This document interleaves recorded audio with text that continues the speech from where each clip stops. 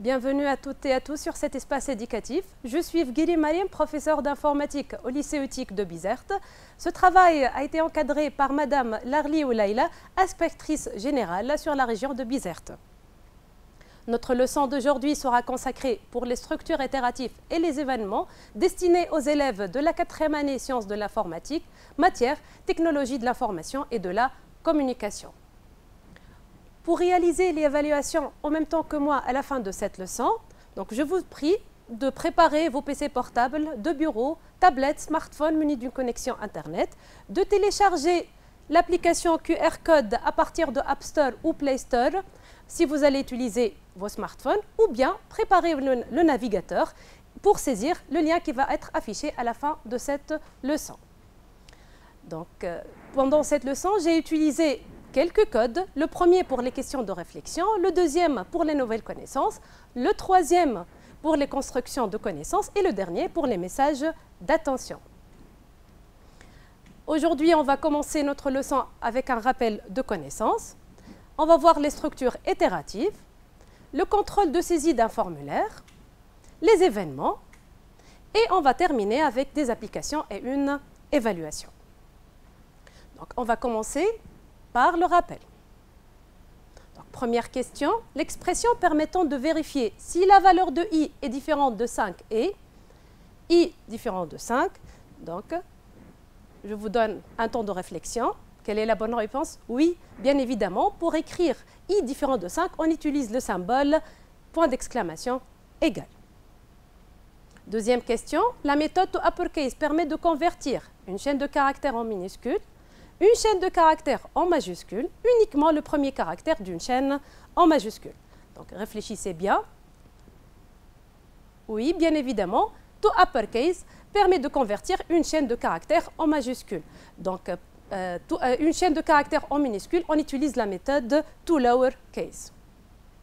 Troisième question, soit ch une chaîne vide, l'expression ch.length renvoie la valeur 0, 1, moins 1.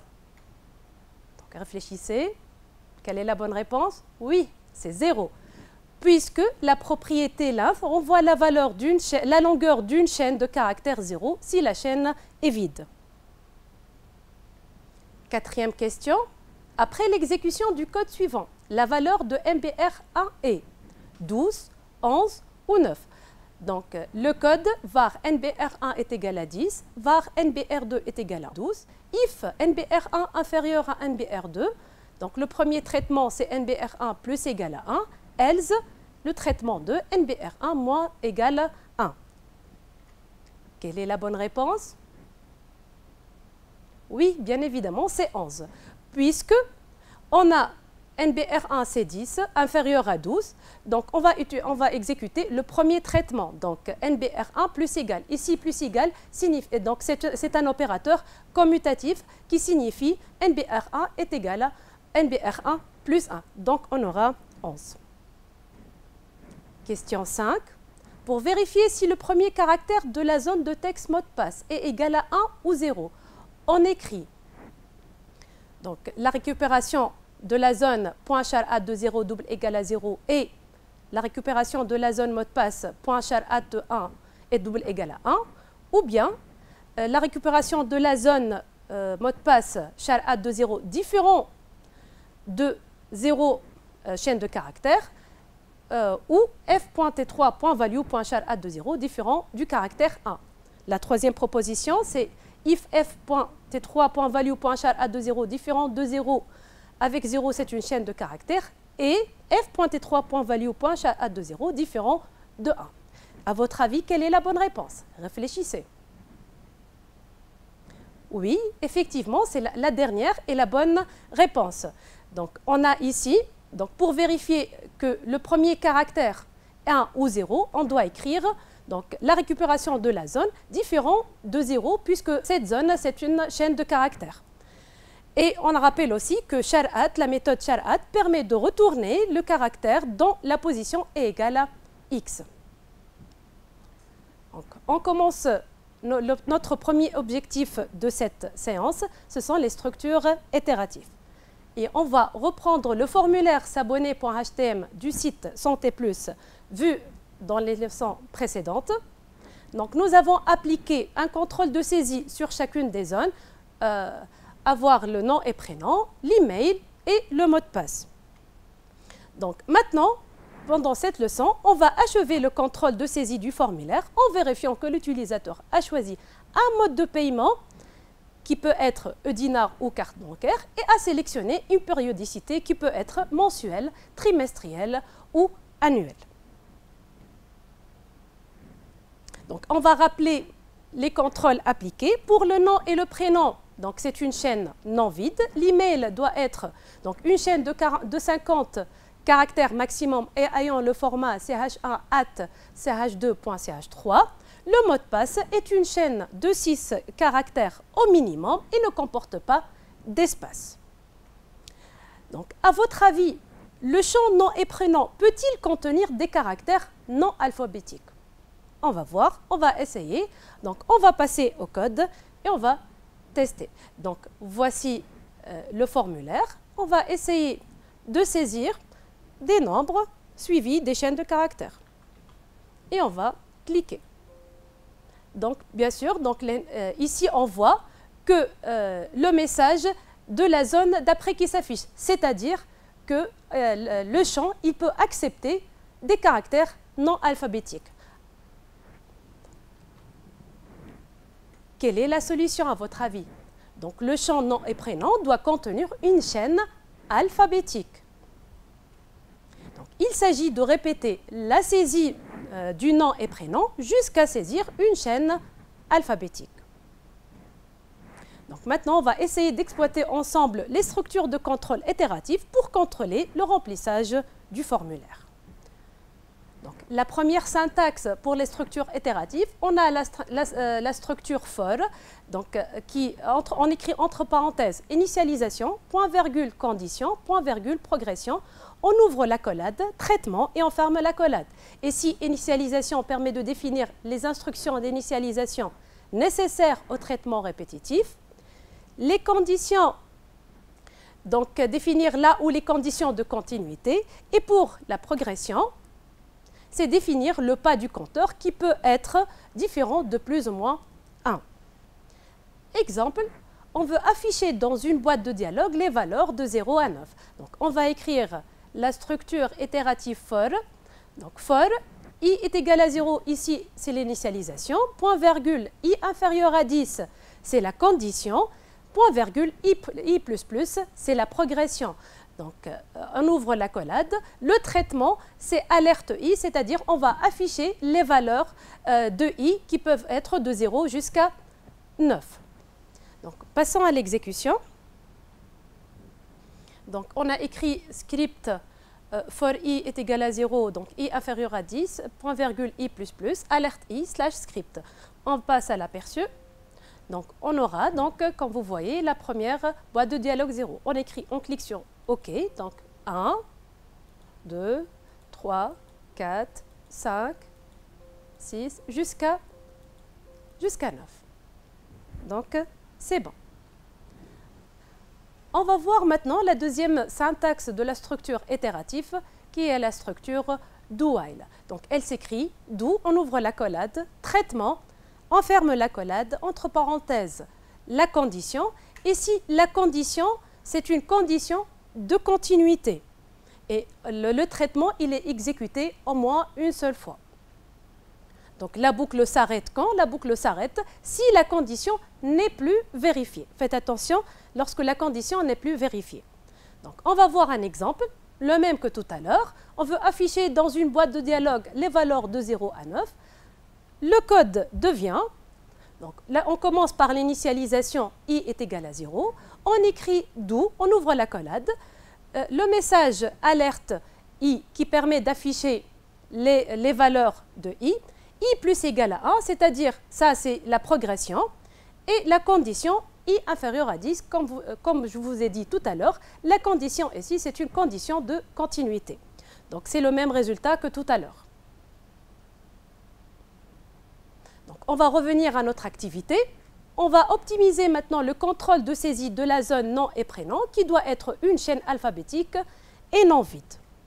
Donc, on va écrire alors une fonction alpha qui prend comme paramètre ch, qui permet de retourner vrai si la chaîne ch comporte uniquement des lettres alphabétiques et faux dans le cas contraire.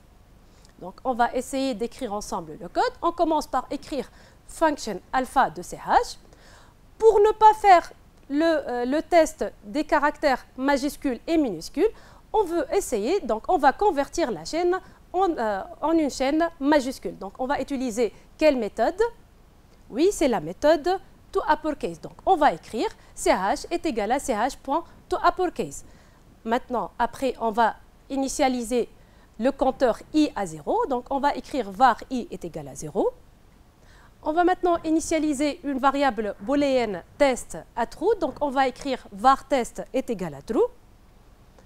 Donc, pour parcourir la chaîne ch en incrémentant le compteur i tant que le ième caractère est alphabétique, test est égal à true, et le compteur i ne dépasse pas la longueur de ch avec i inférieur à ch.length moins 1. Donc on va écrire la structure itérative do while. Donc on commence par le test if ch.char de i supérieur ou égal à a et ch.char de i inférieur ou égal à z. Donc ici, on aura i++ pour le traitement. Sinon, le test est égal à false. Donc la condition ici, donc on aura test est égal à true et i inférieur à ch.length moins 1. Donc ici, la condition, comme je vous ai dit, c'est une condition de continuité. Donc si elle n'est pas validée, on sort de la boucle. Donc, bien sûr, on écrit return test, donc qui prend vrai ou faux, et on ferme l'accolade. Donc, on va reprendre l'activité. On va ajouter alors, lors de la vérification de la zone nom et prénom, donc l'appel devient if nom double égal chaîne vide ou la fonction alpha qui prend comme paramètre nom au lieu de ch est égal à false. On aura comme message alerte saisir votre nom et prénom. Donc, le nom, comme je vous ai dit, donc c'est nom vide et alpha pour dire que la chaîne, elle est alphabétique. Donc ça, c'est pour la deuxième condition. Donc, passons à l'exécution du code.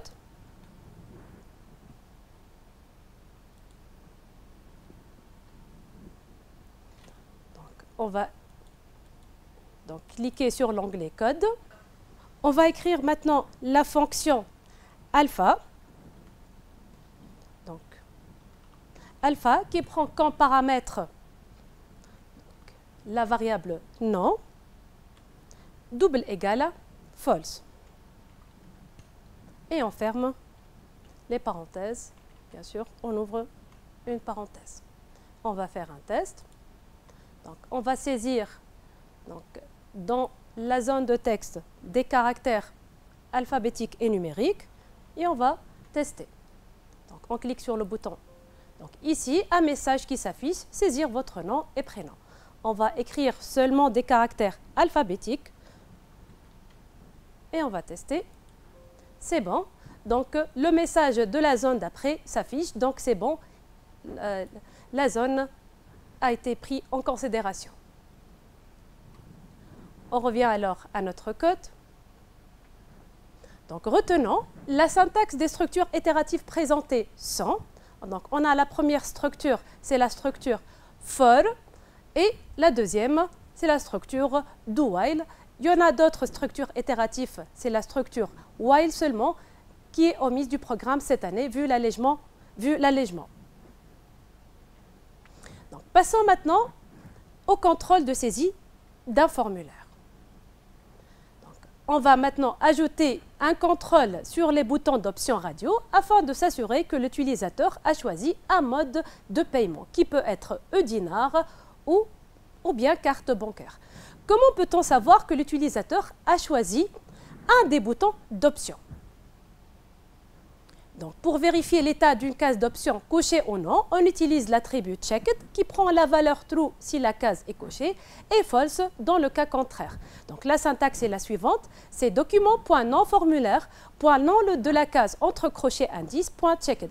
Ici, l'indice représente l'indice de la case par rapport au groupe. Donc les boutons radio sont utilisés pour sélectionner un seul choix parmi un ensemble de propositions. L'indice des boutons radio commence à partir de la valeur 0. Un exemple, soit RA le nom du groupe de 3 boutons d'options d'un formulaire nommé F. Donc pour vérifier si la deuxième case est cochée ou non, on peut écrire if document.f.r1 entre crochets 1.checked double est égal à true. Ou bien, on peut écrire if document.f.r1 de 1.checked. Ici, I, c'est l'indice de la deuxième zone. Comme on a dit tout à l'heure, on commence à partir de 0. Donc maintenant, on peut récupérer la valeur d'un bouton radio à l'aide de l'attribut value. La syntaxe est la suivante. Nom de la variable est égal à document.nom formulaire, nom de la case entre crochets l'indice, .value. Exemple, soit R1 le nom d'un groupe de 3 boutons d'options d'un formulaire nommé F. Pour afficher la valeur de la deuxième case, si elle est cochée ou non, on peut écrire if document.f.r1 de 1.checked. Et après, on utilise la méthode alerte pour afficher le message. On écrit la valeur de la case est plus document.f.r1 de 1.value. On peut aussi récupérer le nombre d'options dans un groupe de cases à l'aide de la propriété length. La syntaxe est la suivante. Nom de la variable est égal à document, le nom du formulaire, le nom de la case, length. Exemple, soit choix le nom d'un groupe de boutons d'options d'un formulaire nommé F. Pour afficher le nombre d'options d'un groupe choix, on peut écrire alerte nombre de cases plus document.choix.f.choix.length. Donc, on va maintenant revenir à notre activité. Pour vérifier que l'utilisateur a choisi un mode de paiement, donc il doit choisir parmi 2 choix, qui peut être e-dinar ou carte bancaire. Le code HTML déjà saisi, c'est input type radio name R1 et input type radio name R1 pour les 2 boutons radio. Donc, le code de vérification de choix d'une option en JavaScript, on va écrire if f.r1.20.checked est égal à false et f.r1.1.checked est égal à false. On affiche le message choisir un mode de paiement. Donc, comme vous voyez, le premier c'est au niveau du code HTML et le deuxième au niveau du code JavaScript. Donc, on rappelle que le nom du groupe doit être le même. f.r1.20 pour dire c'est la première option qui commence par 0 et f.r1.1 pour la deuxième option. Maintenant, on va revenir à notre activité. On va ajouter un contrôle sur la liste de sélection afin de s'assurer que l'utilisateur a sélectionné une périodicité qui peut être mensuelle, trimestrielle ou bien annuelle. Donc, comment peut-on savoir que l'utilisateur a sélectionné un choix dans une liste de sélection? Donc, en JavaScript, tous les éléments options de l'élément select, c'est-à-dire liste de sélection, sont placés dans un tableau options dont l'indice du premier élément est 0. La syntaxe est la suivante, c'est document.nom formulaire, nom de la liste, option. Donc, nom de la liste, il représente le nom de l'attribut attribué à la liste de sélection. On peut définir une liste déroulante à sélection multiple. Pour accéder à chaque élément option d'une liste de sélection via le tableau option, on écrit document.nom formulaire, nom de la liste, option entre crochets i. I ici représente l'indice de l'élément dans la liste de sélection. Les propriétés de chaque élément du tableau option sont selected, qui renvoie true si l'option est sélectionnée, false sinon. Text, il renvoie le texte d'élément sélectionné. Et value renvoie la valeur de l'élément sélectionné. Donc, exemple, soit matière le nom d'une liste de 3 éléments, programmation, TIC et base de données dans un formulaire nommé F. Pour vérifier si l'utilisateur a sélectionné un élément, on peut écrire if, entre parenthèses, document, .f.matière.selectedIndex double est égal à 0. Donc, pour une liste à sélection multiple, la propriété selectedIndex retourne l'indice du premier élément sélectionné. Dans ce cas, pour vérifier si un élément est sélectionné, on utilise l'attribut selected de chaque élément du tableau option. Ici, notez bien, selectedIndex s'écrit avec un I majuscule. Donc, pour déterminer maintenant le nombre d'éléments d'une liste de sélection, on utilise la propriété linf qui retourne la taille du tableau option.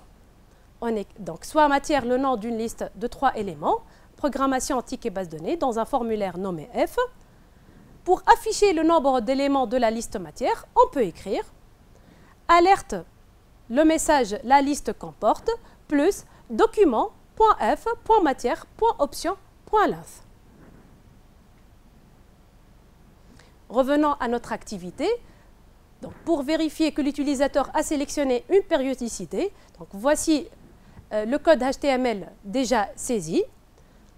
Donc, en JavaScript, on va écrire alors if document.f.d1, ici d1 c'est le nom de la liste, selectedIndex double égale à 0. Alerte, sélectionner une périodicité, c'est le message qui va être affiché.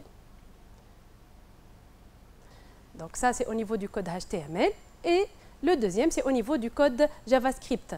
Donc, document.f.d1.selectedIndex est égal à 0. Ça veut dire que aucune liste n'a été sélectionnée. Passons à l'exécution du code. Donc, on va saisir le nom et le prénom, l'email,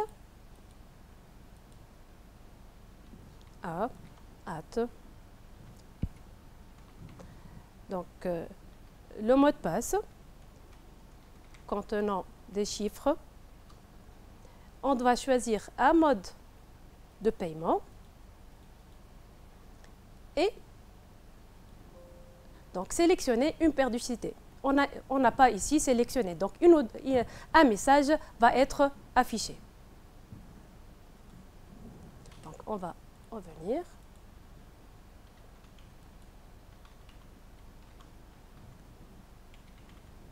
Donc, le mot de passe, on va saisir le mot de passe. On va choisir un mode de paiement et on va choisir, par exemple, trimestriel. On va cliquer sur s'abonner. C'est bon, donc le code est correct. On va revisualiser le code.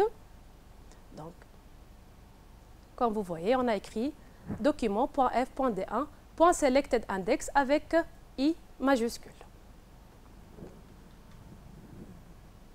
Donc, comme vous voyez, ça, c'est le code complet de notre activité. Donc, on a commencé par écrire la fonction alpha qui permet de vérifier si le champ est alphabétique ou non. On a écrit donc, la récupération de la zone nom et prénom, l'email et le mot de passe. La première condition, c'est la vérification de la zone nom et prénom, comme on a dit, qui doit être non vide et contient uniquement des caractères alphabétiques. La deuxième condition n'est validée que si la première condition est vérifiée. Donc ici, c'est le test de l'email. La première condition, mail.length supérieur à 50, pour dire que l'email contient au maximum 50 caractères. L'email.indexOf de at inférieur à 1 pour dire que le caractère at doit être au moins à la position A. Mail.indexOf de point inférieur est égal à, inférieur à 3 pour dire que la position du point doit être au moins à la position 3. Mail.indexOf de point inférieur à mail.indexOf de at pour dire que la position du point doit être après la position de at. Et la dernière, mail.indexOf de point différent de mail.lastIndexOf de point, c'est-à-dire le point ne doit pas être à la fin de la chaîne. Donc le message, l'email doit être de la forme ch1 at ch2.ch3. Donc le traitement d'après pour le mot de passe qui doit être au minimum, contient au minimum 6 caractères et ne contient d'espace, c'est psw.indexOf de l'espace différent de -1. Celui d'après pour les boutons radio et le dernier pour les listes de sélection. Donc, retenons, pour vérifier l'état d'une case d'option cochée ou non, on utilise document.nonformulaire.nom de la case entre crochets indice.checked. Pour récupérer la valeur d'un bouton radio, on utilise nom de la variable est égal à document.nonformulaire.nom de la case entre crochets indice.value. Pour récupérer le nombre d'options d'un groupe d'options, on utilise nom de la variable est égal à document.nonformulaire.nom de la case .length. Et pour accéder à chaque élément option d'une liste de sélection, on utilise document.nonformulaire.nonliste.option entre deux crochets i. Pour vérifier si on a sélectionné un élément d'une liste de sélection, on utilise document.nonformulaire.nom de la liste .selectedIndex. Et pour terminer, pour déterminer le nombre d'éléments d'une liste de sélection, on utilise document.nonformulaire.nom de liste.option.length. Qu'est-ce qu'on a fait pour exécuter le code de la fonction verif? Oui, on a cliqué sur le bouton s'abonner. Donc, le clic sur le bouton cette action s'appelle événement. Donc, pour cela, l'appel de la fonction verif se fait via l'événement qu'on clique et appliqué sur le bouton s'abonner. Donc, c'est quoi les événements? Les événements sont des actions qui se produisent et auxquelles on va pouvoir répondre en exécutant un code. Les événements permettent de déclencher des actions en fonction d'un besoin spécifique. Donc, généralement, les événements sont déclenchés suite à une action de l'utilisateur dans la page, comme le clic, double-clic, déplacement ou survol de la souris. Et aussi suite à une action du navigateur, comme le chargement d'une page. Donc, ce sont les gestionnaires d'événements qui permettent d'associer une action à un événement. Donc, la programmation d'un événement se fait grâce à des attributs associés à des éléments d'une page HTML concernée par cet événement. La syntaxe est la suivante, nom de la balise en événement est égal à nom de la fonction, entre parenthèses, les paramètres si la fonction contient. En événement, ici, représente un attribut destiné à la gestion des événements et associé à une balise HTML. Donc, revenons à notre activité. Plusieurs événements peuvent se dérouler dans une page telle que cliquer sur un bouton, survoler sur une image, fixer une zone de saisie, etc. Pour notre activité, il s'agit de l'événement en clic appliqué sur le bouton s'abonner. Donc, l'événement en clic s'applique quand l'utilisateur clique sur un élément tel qu'un bouton, un lien hypertexte, une image, etc. La syntaxe est la suivante, on clic est égal à nom de la fonction, entre parenthèses, les paramètres.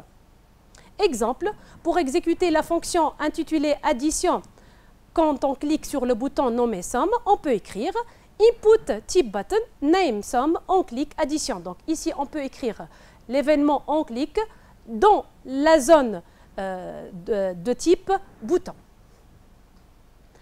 Un deuxième événement, on trouve l'événement on submit, qui est spécifique à la balise forme, et déclenché lorsque un formulaire est soumis en cliquant sur un bouton de type submit ou tout simplement en tapant sur la touche entrée. Donc la syntaxe est la suivante, on submit est égal à nom de la fonction, entre parenthèses, les paramètres. Exemple, pour exécuter la fonction intitulée verif quand on valide le contenu du formulaire, on peut écrire form méthode post namef et on écrit on submit est égal à verif dans la balise form. On a aussi d'autres événements comme on mouse over, on load, on blur, etc. Mais pour cette année, on va voir seulement on submit et on clique vu l'allègement du programme. Donc, revenons à notre activité. Pour exécuter la fonction verif en cliquant sur le bouton s'abonner, on peut écrire la première méthode au niveau de la balise input de type submit, on clique verif, ou on peut écrire au niveau de la balise form form méthode on submit est égal à verif. Donc, on va voir le code. Donc, on a écrit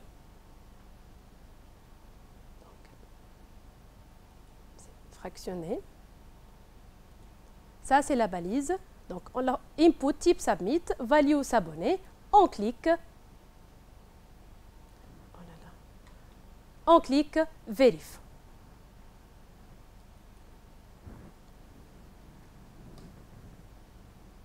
Donc, pour retenir ce qu'on vient de voir, la programmation d'un événement se fait comme suit. Nom de la balise, événement, on événement, est égal à nom de la fonction entre parenthèses les paramètres. L'événement onClick s'applique quand l'utilisateur clique sur un élément. OnClick est égal à nom de la fonction P1, P2, donc les paramètres si ça existe. L'événement onSubmit est déclenché lorsque un formulaire est soumis. OnSubmit est égal à nom de la fonction entre parenthèses les paramètres. Passons maintenant à l'application. Donc, en première application, voici la solution proposée lors de la leçon, les structures simples et les fonctions. Donc, on a écrit la fonction calculée et au moment de l'appel, on a appelé la variable t et p et alerte. On a appelé la fonction calculée au niveau de la méthode alerte. Donc, on va exploiter la structure itérative do-while en ajoutant un contrôle de saisie pour la taille et le poids qui doivent être de valeurs strictement positives. Donc, plusieurs solutions sont possibles. Dans notre cas, on va écrire la structure itérative do-while lors lors de la saisie des variables t et p. Donc, on va écrire do, on ouvre la collade, t number prompt saisir votre taille en mètres, p est égal à number prompt saisir votre poids en kilogrammes, while la condition, c'est une condition de continuité, donc on va écrire t inférieur à 0 ou p inférieur à 0. Donc, le message, c'est le même. Donc, passons à l'exécution. On va aller à la page calculer. Donc, voici le code saisi lors de la leçon précédente. Donc, ici, donc, on a saisi la variable taille et poids. On va ajouter la structure itérative do-while. Donc, n'oubliez pas d'écrire do. On ouvre la collade. Et après le while, on va écrire while. On ouvre les parenthèses. La première condition, c'est t inférieur strictement à 0 ou p inférieur strictement à 0. Donc, on va avoir un aperçu. Donc, on va saisir la taille, exemple 1,70 m. Le poids, 70 kg. Donc, c'est bon. Si on va saisir une valeur maintenant négative, donc, moins 70, moins 1,70. On clique sur OK. Donc, il nous demande de ressaisir la valeur du poids. Donc, notre code est correct. Passons à une deuxième application. Donc, on va reprendre l'activité traitée lors de la leçon « Les structures de contrôle conditionnel ». L'interprétation de l'IMC dépend de la valeur calculée. Donc, comme vous voyez, on a un tableau qui contient plusieurs boutons radio. Donc, l'utilisateur, lorsqu'il clique sur un bouton, l'interprétation sera affichée. Donc, en cliquant sur le bouton « Interpréter ». À votre avis, donc, quel est le script permettant à l'internaute de sélectionner l'intervalle de l'IMC, puis afficher le message adéquat en cliquant sur le bouton « Interpréter ». Plusieurs solutions sont possibles. On peut écrire le nom du formulaire, f par exemple, point, le nom de la zone, f.r1, entre crochets 0, ou par exemple f.r, etc. Mais ici, on sent que c'est lourd. Donc, on va essayer. d'exploiter les structures itératives pour vérifier la sélection d'un bouton radio et appeler la fonction interpréter en cliquant sur le bouton interpréter. Donc la structure, on va utiliser la structure for. Donc on va écrire function interpréter for var i est égal à 0 pour l'initialisation. La condition i inférieur à f, point R1, ça c'est le nom de l'option, point length, point virgule, i++. If on clique, par exemple, if f.r1 de i.checked, le message, l'interprétation d'après l'OMS, plus, donc il va afficher le value de la zone cochée, qui est f.r1 de i.value. Donc au moment de l'appel, on va écrire input type button, name BA, value interprété en clic interprété. Donc on a utilisé l'événement en clic pour appeler la fonction interprétée dans la balise de type bouton. Passons à l'exécution.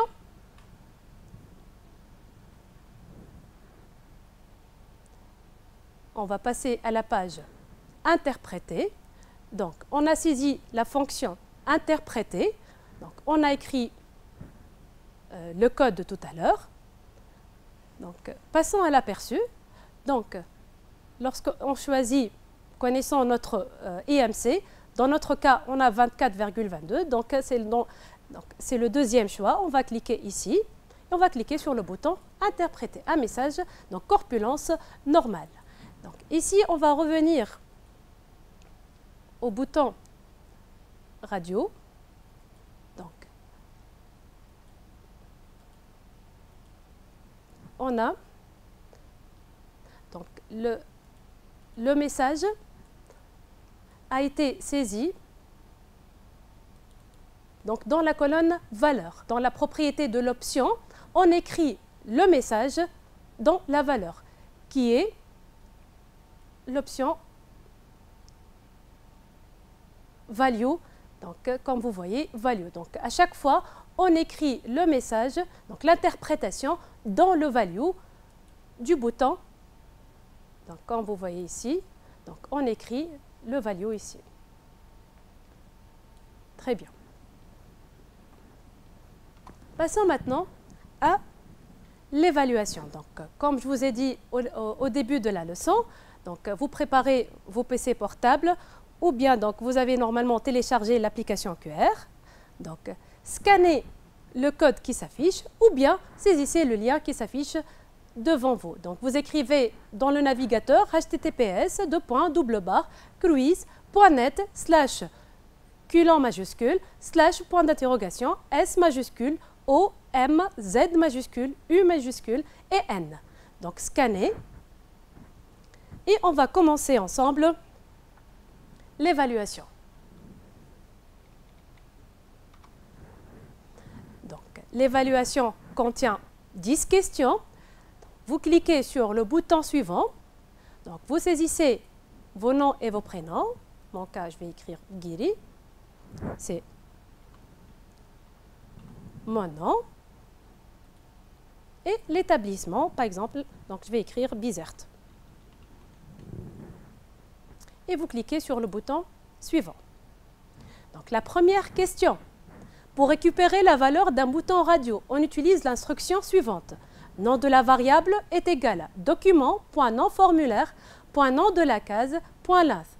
Ou bien, nom de la variable est égal à document.nom-formulaire.nom de la case entre crochets indice.value. Ou bien, nom variable est égal à document.nom-formulaire.nom de la case entre crochets indice.checked. Réfléchissez. On passe à la deuxième question. Deuxième question. Pour accéder à un élément d'une liste déroulante, on utilise la syntaxe suivante. Document.nom-formulaire.nom-liste.value ou bien document.nom-formulaire.nom-liste.option ou bien document.nom-formulaire.nom-liste.option. Allez-y, répondez. Suivant. Soit i une variable numérique.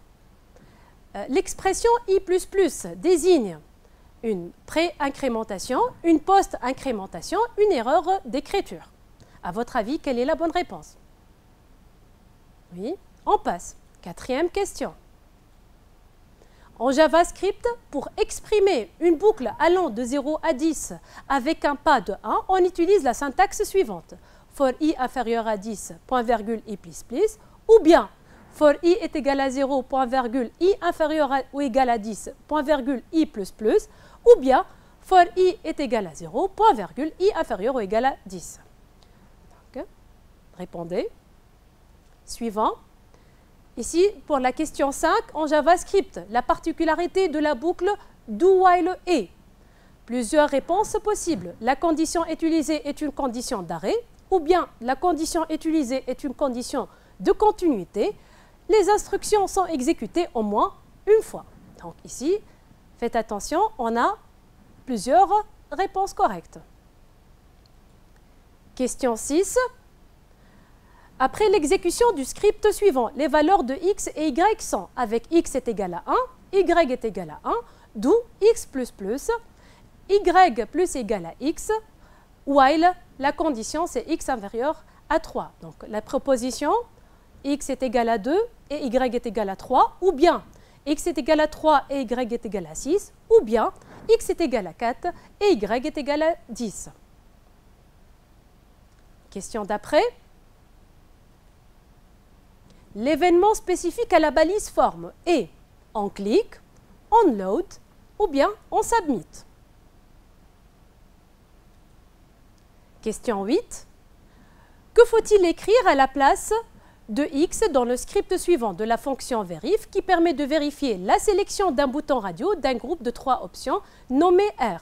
Donc la fonction verif, if f.x de 0.checked est égal à 0 et f.x de 1.checked double est égal à 0 et f.x de 2.checked double est égal à 0. Return false. Donc les propositions, on a r.value, r ou r.option. Répondez. Question 9. Que faut-il écrire à la place de x dans le script suivant de la fonction afficher qui permet d'afficher l'étiquette d'un produit sélectionné dans une liste de sélection. Donc, function afficher, ind est égal à f.d1.option.selectedIndex. If ind double est égal à moins 1, alerte, il faut sélectionner un produit. Else, alerte, produit est égal à plus f.d1.option entre crochets indice.x. Donc, que faut-il écrire à la place de x? Value, selected ou bien texte. Réfléchissez. La dernière question, soit la fonction calculée xy permettant de retourner la puissance de x par y. Pour appeler la fonction calculée, on peut écrire button name est égal à b1, on clique, calculer xy, slash button, ou bien input type button, value calculer name b1, on clique, calculer, ou bien a href, dièse, on clique, calculer, slash a. Donc, plusieurs réponses possibles. Donc, si vous avez terminé, vous cliquez sur valider. Donc, et on va voir. Donc, merci pour tous ceux qui ont répondu à cette évaluation. Donc, voici quelques statistiques. Donc, on va voir donc, les réponses. Donc, je remarque ici que la dernière réponse, donc, il n'y a pas plusieurs bonnes réponses. Donc, vous avez confondu. On va prendre exemple ici pour cette question. Donc, on a donc, plusieurs réponses. Par exemple, pour la dernière réponse, pour la dernière question, donc ici, je remarque que plusieurs n'ont pas bien répondu, presque la majorité. Donc, on va voir dans la correction. Donc, revenons et on va voir la solution. Donc, pour la première question, la bonne réponse, c'était la deuxième. Puis, donc, pour vérifier l'état d'une case d'options cochée ou pas, on utilise l'attribut checked. Et pour récupérer le nombre d'options d'un groupe de cases d'options, on utilise la propriété length. Donc, la deuxième, c'était la bonne réponse. Pour la question 2, pour accéder à un élément d'une liste déroulante, on utilise la syntaxe suivante. Donc, c'était la dernière. Donc, document.nonformulaire.nonliste.option entre crochets I. Pour la troisième question, la bonne réponse est la deuxième. Oui, donc la variable, l'expression I++ désigne le post-incrémentation et non pas la pré-incrémentation. En JavaScript, donc pour exprimer une boucle allant de 0 à 10 avec un pas de 1, on utilise la syntaxe suivante. Donc la syntaxe de la structure itérative, c'est for, la deuxième, donc for I est égal à 0, I inférieur ou égal à 10, I++. Donc, et non pas la première, il manque l'initialisation. Pour la dernière, il manque la progression. La cinquième question, en JavaScript, la particularité de la boucle do while est, plusieurs réponses sont possibles, c'est la deuxième et la troisième. Donc la condition utilisée est une condition de continuité et les instructions sont exécutées au moins une fois. Question 6. Après l'exécution du script suivant, les valeurs de x et y sont. Donc on a la bonne réponse, c'est la deuxième. X est égal à 3 et y est égal à 6. Donc on a donc pour notre code, donc x est égal à 1, elle est initialisée à 1, y est initialisée à 1. Au moment de la structure itérative, donc on a incrémenté x de 1 et y reçoit plus. Quand est-ce qu'on sort de la boucle? Lorsque x est inférieur strictement à 3. Donc à la fin, on aura, après l'exécution de la structure do while, on aura x est égal à 3 et y est égal à 6. La question 7. Donc l'événement spécifique à la balise form est, à votre avis, oui, c'était en submit. Donc en submit, il est spécifique à la balise form. Donc l'événement on submit spécifique à la balise form. Pour la question 8, que faut-il écrire à la place de x? Donc normalement, on écrit, puisque le nom du groupe est R, donc normalement la bonne réponse c'est R. Très bien. Pour la question 9, que faut-il écrire à la place de x dans le script suivant de la fonction affichée qui permet d'afficher l'étiquette d'un produit sélectionné dans une liste de sélection? Donc, normalement, c'est value selected ou text. Oui, c'est texte. Puis ce texte est une propriété d'un élément du tableau option qui retourne le texte de l'élément sélectionné. Pour la dernière question, donc la fonction calculée xy permettant de retourner la puissance de x par y pour appeler la fonction, on peut écrire, donc on a dit ici plusieurs bonnes réponses. Donc les trois réponses sont correctes. On peut appeler la fonction calculée dans un lien hypertexte. On peut l'appeler aussi dans une zone input de type button ou bien dans la balise button/button et on écrit calculer pour l'étiquette sur le bouton. Donc on a terminé notre leçon d'aujourd'hui. Merci pour votre attention. Je vous souhaite la réussite et bonne continuation.